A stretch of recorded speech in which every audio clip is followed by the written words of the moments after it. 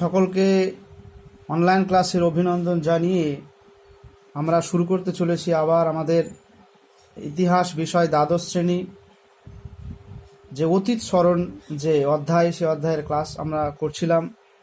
আমরা ইতিহাস লিখন পদ্ধতি নিয়ে আমরা জেনেছি কিভাবে ইতিহাস লিখন পদ্ধতি কিভাবে লেখা হয় ইতিহাস। আজকে আমরা জানব অতীত সংগঠিত করার প্রতিষ্ঠান হিসেবে, অর্থাৎ ইতিহাস রচনায় জাদুঘর কতটা গুরুত্বপূর্ণ, কিভাবে প্রতিষ্ঠানিক সাহায্য করে থাকে জাদুঘর ইতিহাস রচনায়। সময়ের যেভাবে অগ্রগতি দিনের পর দিন হয়ে চলে, তাই সুদূর অতীতের সময়কে আমরা কখনো দেখতে বা ফিরে পেতে পারি না। অতীতকালের বিভিন্ন ঐতিহাসিক উপাদানগুলি সংরক্ষণে থাকলে সেগুলি আমরা বর্তমান সময়েও দেখতে পারি। সেই উপাদান থেকে আমরা অতীতের কিছু কিছু ছবি আমাদের মনে ফুটিয়ে তুলতে পারি। অতীতের আলোয় আমাদের বর্তমান সুন্দর করে গড়ে তুলতে পারি। এ কাজ সাফল্যের সঙ্গে সম্পন্ন করে থাকে জাদুঘর বা মিউজিয়াম। এবার আমরা জাদুঘর বলতে কি বুঝি?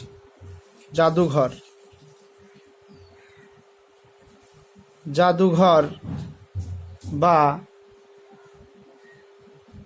মিউজিয়াম, MEUMS, মিউজিয়ামস বা জাদুঘর বলতে কি বুঝি? জাদুঘরের সঠিক কি বোঝায় বা সংজ্ঞা কি, তা নিয়ে কিন্তু অনেক মতামত রয়েছে। মোটামুটি 3-4টি মতামত আমরা আলোচনা করলে একটু স্পষ্ট হয়ে যাবে জাদুঘর ব্যাপারটা কি। একবার আমরা সাধারণ সংজ্ঞায় বা অর্থে বলা যায় যে সাধারণ অর্থে জাদুঘর হলো বিভিন্ন ঐতিহাসিক উপাদানের সংগ্রহশালা। সাধারণ সংজ্ঞার্থে, একেবারে সাধারণ সংজ্ঞার্থে একটা সাধারণ সংজ্ঞার্থে। আর এটা হচ্ছে একাডেমি, বাংলা একাডেমি। আমরা যে বাংলা একাডেমি নাম শুনেছি, সেই বাংলা একাডেমি তাদের মতে পশ্চিমবঙ্গের বাংলা একাডেমি বিদ্যার্থী বাংলা অভিধান অনুসারে যে ঘরে নানা অত্যাশ্চর্য জিনিস বা প্রাচীন জিনিস সংরক্ষিত থাকে তাই হলো জাদুঘর। এবার জ্ঞানেন্দ্র মোহন দাস, বিখ্যাত তিনি একজন ভাষাতত্ত্ববিদ, তিনি আরবি আজয়ব ঘর বা আজয়বখানা আরবি শব্দ বাংলা জাদুঘর শব্দটি সঙ্গে তুলনা করেছেন। বাংলা জাদুঘর শব্দটির অর্থ হলো যে গৃহে অদ্ভুত পদার্থ সমূহের সংগ্রহ আছে এবং যা দেখিয়ে মানুষকে মন্ত্রমুগ্ধ হতে হয়, মানুষ মন্ত্রমুগ্ধ হয় বা তাদের ভালো লাগে। এবার 4 নম্বর যে সংজ্ঞা, সেটা হচ্ছে আইকম প্রদত্ত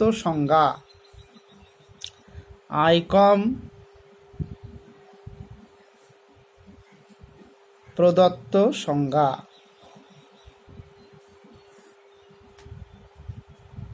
তিনি একজন ইন্টারন্যাশনাল কাউন্সিল অফ মিউজিয়াম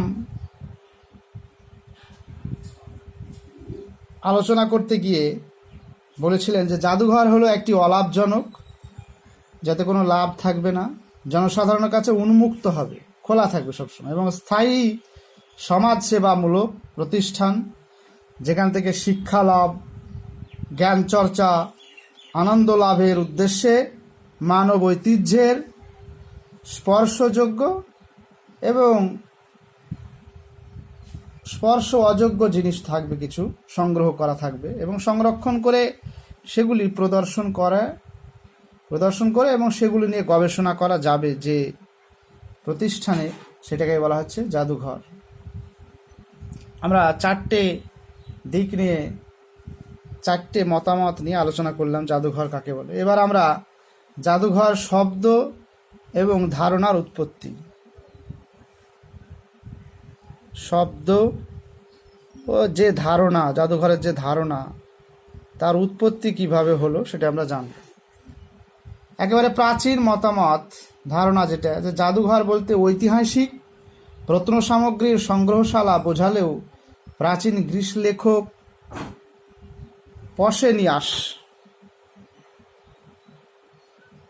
পসেনিয়াস একজন গ্রিক লেখক, তিনি তার রচনায় এথেন্সের একটি পাহাড়কে মিউজিয়াম বা জাদুঘর বলে উল্লেখ করেছে। এথেন্স গ্রিসের একটা শহর, সেই শহরের একটি পাহাড়কে মিউজিয়াম বা জাদুঘর বলেছেন তিনি। গ্রিসের ইতিহাসে ধ্রুপদী যুগে অর্থাৎ খ্রিস্টপূর্ব 5ম থেকে 4র্থ শতক অ্যাক্রোপলিস এর ধ্রুপদী যুগে গ্রিসের শাসন কেন্দ্র বিপরীত দিকে একটা ছোট্ট পাহাড় ছিল। বলা হয়ে থাকে যে এই পাহাড়ে বসে মিউজিয়াম নামে এক ব্যক্তি গান গাইতেন। কোথায়? অর্থাৎ সেই পাহাড়ে, ছোট্ট একটি পাহাড় যেখানে মৌসিয়াস নামে একজন ব্যক্তি, তিনি গান করতেন ওখানে, এবং বার্ধক্যে তিনি সেই পাহাড়ে মারা যান। গান করতেন এবং শেষ বয়সে তিনি মারা যান যখন, সেখানেই তার সমাধি হয়েছিল। তাই তার নাম অনুসারে, মৌসিয়াসের নাম অনুসারেই মৌসিয়ান নামটা এসছে। আর এই শব্দের উৎপত্তি কোথা থেকে হয়েছে? বাংলা যেটা বলা যায়, এতক্ষণ আমরা ইংরেজিতে দেখলাম, এবার বাংলা জাদুঘর শব্দটির ইংরেজি শব্দ হচ্ছে মিউজিয়াম। দেখলাম এটা আমরা, মিউজিয়াম। তো মিউজিয়াম শব্দটির মূল উৎস হলো প্রাচীন গ্রিক শব্দ মৌসিয়ন, অর্থাৎ যে আমরা আগে শুনলাম যে মৌসিয়াস একজন মারা গেছিলেন, গান করতেন তিনি, তার নাম থেকে যে মৌসিয়ন গ্রিক শব্দ, যার অর্থ হলো গ্রিক পুরাণের শিল্পকলার পৃষ্ঠপোষক, মিউসদের মন্দির। এই ধরনের শব্দগুলিকে কেন্দ্র করে প্রাচীন গ্রীসে পাঠাগার, প্রাচীন শিল্পকলা প্রভৃতির সংগ্রহশালা গড়ে ওঠে। এবার এর পরিচালনা, জাদুঘর শব্দটি কিভাবে পরিচালিত হয়, জাদুঘর আসলে কিভাবে পরিচালিত হয়? বিভিন্ন জাদুঘর বিভিন্ন উদ্যোগে পরিচালিত হতে পারে, সরকারি উদ্যোগে হতে পারে, আবার বেসরকারি উদ্যোগে হতে পারে, আবার নিজস্ব ব্যক্তিগত বা প্রতিষ্ঠানগত এইভাবেও হতে পারে। অর্থাৎ সরকারি, বেসরকারি, ব্যক্তিগত বা প্রতিষ্ঠানিক, এই 4 ধরনেরই হতে পারে।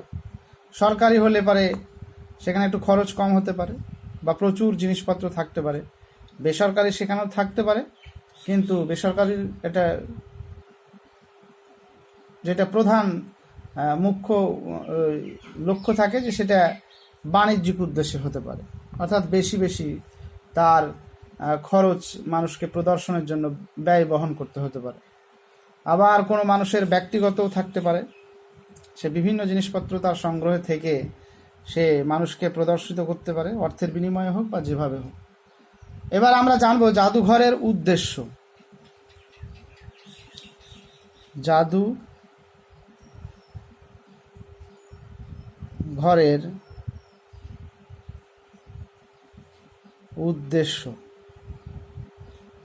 উদ্দেশ্য, কার্যাবলী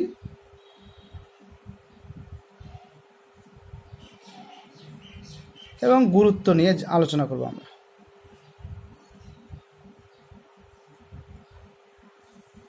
এই জাদুঘরের কি উদ্দেশ্য রয়েছে, কার্যাবলী এবং গুরুত্ব। আমরা জানি যে জাদুঘর পৃথিবীর বিভিন্ন প্রান্তে রয়েছে, প্রতিটি দেশে রয়েছে, প্রতিটি শহরে থাকতে পারে। তো এর সংগ্রহ কিভাবে করা হয়? 1 নম্বর হচ্ছে সংগ্রহ কিভাবে করা হয়। জাদুঘরে যে সমস্ত জিনিসগুলো আমরা দেখতে পাই। জাদুঘরের প্রাথমিক উদ্দেশ্য বা কাজ হলো দেশ বিদেশের বিভিন্ন প্রান্তে ছড়িয়ে ছিটিয়ে থাকা বিভিন্ন যে দুর্লভ, যেগুলো পাওয়া যায় না এমন জিনিসপত্র, ঐতিহাসিক নিদর্শন, এগুলি সংগ্রহ করা হয়। হারিয়ে যাওয়া ঐতিহাসিক নিদর্শনগুলি সংগ্রহ করে ইতিহাস রচনায় দরজা খুলে দেওয়ার ক্ষেত্রে জাদুঘর অত্যন্ত গুরুত্বপূর্ণ ভূমিকা পালন করে। সংগ্রহ করা হলো, এবার এটাকে সংরক্ষণ করতে হবে। সংগ্রহ করে এমনি এমনি ফেলে রাখা ঠিক নয়, সংরক্ষণ করতে হবে ওটাকে। নইলে তো নষ্ট হয়ে গেলে তার অস্তিত্ব থাকবে না। আধুনিক জাদুঘরগুলি বিভিন্ন ধরনের ঐতিহাসিক উপাদানে সংরক্ষিত থাকে।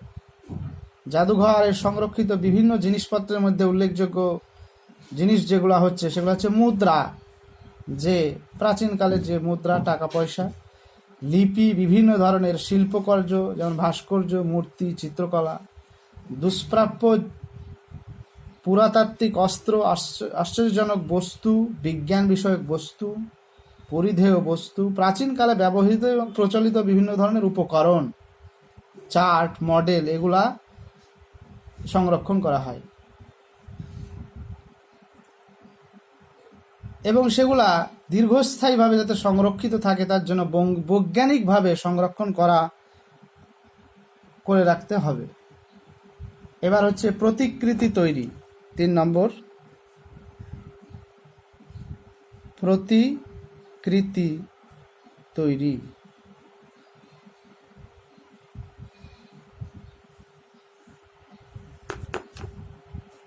বিভিন্ন প্রাচীন এবং ঐতিহাসিক নিদর্শন বা মডেল বা প্রতিকৃতি এর তৈরি করতে হয়। এই মডেলগুলি প্রধানত আবার 2টি উদ্দেশ্য তৈরি করা হয়। যে ঐতিহাসিক নিদর্শন জাদুঘরটি সংগ্রহ নেই, সেই নিদর্শন সম্পর্কে দর্শকদের একটি সাধারণ ধারণা দেওয়া, বা জাদুঘরে এমন কিছু অতি মূল্যবান এবং দুষ্প্রাপ্য জিনিস থাকতে পারে যেগুলো নিরাপত্তা অন্য কোনো কারণে সাধারণ দর্শকদের প্রদর্শন করা সম্ভব নয়। এমন নিদর্শনগুলির প্রতিকৃতি বা মডেল তৈরি করা দর্শকদের কৌতূহল মেটানোর চেষ্টা করা হয়, যাতে তারা বুঝতে পারে, দর্শকরা, যে এরকম কিছু একটা ছিল, কিন্তু সেগুলো সরাসরি মানুষকে প্রদর্শিত করা যায় না। যেমন ধরা যাক ডাইনোসর তো পৃথিবীতে নেই, কিন্তু তার এই প্রতিকৃতি তৈরি করে রাখা হয়। বুঝতে পারছো তোমরা? এবার প্রদর্শনের ব্যবস্থা করতে হবে। 4 নম্বর হচ্ছে প্রদর্শন, অর্থাৎ মানুষের দেখার জন্য সেটাকে উন্মুক্ত করতে হবে। মানব সমাজ এবং সভ্যতার যে অগ্রগতি ঘটেছে তার বিভিন্ন প্রমাণ এবং স্মৃতিচিহ্ন জাদুঘরের উপাদানগুলি পাওয়া যায়। এই উপাদানগুলি দর্শক, পাঠক, গবেষক প্রভৃতি সমস্ত ধরনের মানুষের প্রদর্শনের উদ্দেশ্যে একে উন্মুক্ত করতে হবে, দেখাবার সুযোগ করে দিতে হবে। 5 নম্বর হচ্ছে জনসচেতনতা।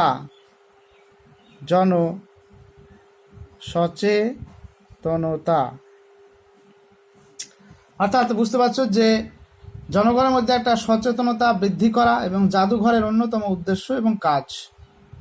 যেমন ধরো যে স্বাধীন বাংলাদেশ যে মুক্তিযুদ্ধ হয়, জাদুঘর দেশের সাধারণ মানুষের মধ্যে মুক্তিযুদ্ধের যে চেতনা বৃদ্ধি করার উদ্দেশ্যে নানা উদ্যোগ নিয়ে থাকে। এই উদ্দেশ্যে তারা স্বাধীনতা উৎসব, বিজয় উৎসব, গণ অভ্যুত্থান দিবস, বিশ্ব মানবাধিকার দিবস, হিরোশিমা দিবস, বই মেলা, চিত্র প্রদর্শনী প্রভৃতি অনুষ্ঠানের আয়োজন করে থাকে। এবার 6 নম্বর হচ্ছে গবেষণার কাজ।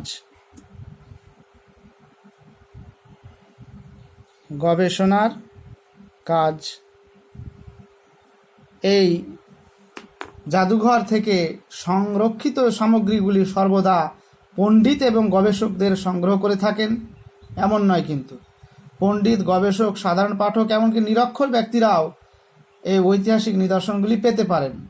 যে কোনো মানুষের সংগ্রহ বা ঐতিহাসিক নিদর্শনই জাদুঘরে সংরক্ষিত হতে পারে। গবেষকদের স্কলারশিপ বা বৃত্তি প্রদান করে জাদুঘরগুলি গবেষকদের কাছে উৎসাহ দিয়ে থাকে। 7 নম্বর হচ্ছে প্রকাশনা,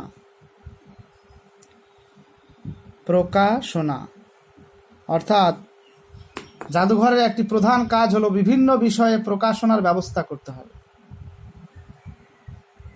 ঐতিহাসিক বিষয়, কোনো সাধারণ ঐতিহাসিক পত্রিকা প্রভৃতি বিভিন্ন বিষয় এ প্রকাশনার ব্যবস্থা হতে পারে। 8 নম্বর হচ্ছে জ্ঞানের প্রচার। এর কাজ হচ্ছে জ্ঞানের প্রচার।